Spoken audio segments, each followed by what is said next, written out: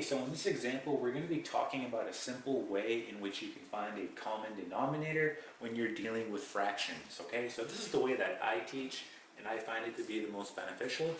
All right, so let's say we have two fractions like we have here, and we're adding, and we need to get a common denominator. So a simple way to do this is to simply multiply the denominators. So in this case, I'm going to do 2 times 3.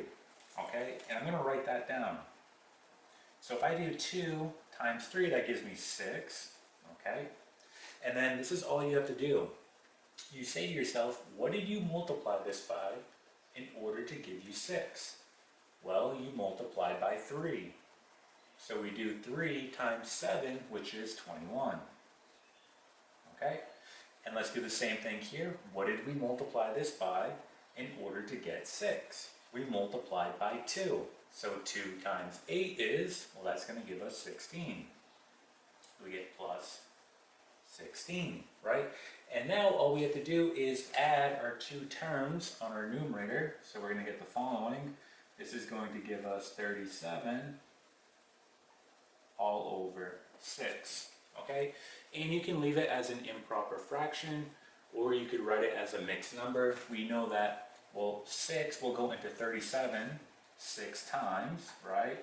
There will be 1 left over, and then just over 6, right? So you can leave it as an improper fraction or a mixed number, okay? Let's try another example. So let's go ahead and just erase what we have, and let's try another one. So let's do 5 over 2 minus, and we'll do 9 over 4. All right, so same thing. Let's go ahead and multiply the denominators. So 2 times 4 is 8. And then we say to ourselves, what did we multiply this by in order to get 8? Well, again, we multiplied by 4. So 4 times 5 is going to give you 20. We said minus. Do the same thing here. What did we multiply this by in order to get 8? We multiplied by 2. So 2 times 9 is going to give you 18. Right, so just simplifying the numerator here, we're going to get 2 over 8, which we know is 1 over 4, or a quarter, okay? So that's an easy way you can find a common denominator when you're dealing with fractions. Now, this can also carry over when you're dealing with variables and not numbers, okay? So for example, let's just do a quick example where we're dealing with variables. So you could have something like this. We could have 8 over x plus, I don't know, 2 over zy, okay?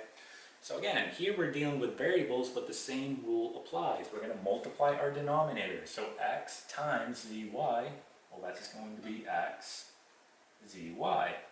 And then do the same thing. What did you multiply this by in order to get x zy? You multiplied by zy. So zy times 8, 8zy. Okay, do the same thing here. What did we multiply this by in order to get x zy? We multiply by x. So x times 2 is 2x. Okay, and there we are. Okay, so that's an easy way you can get a common denominator when dealing with fractions.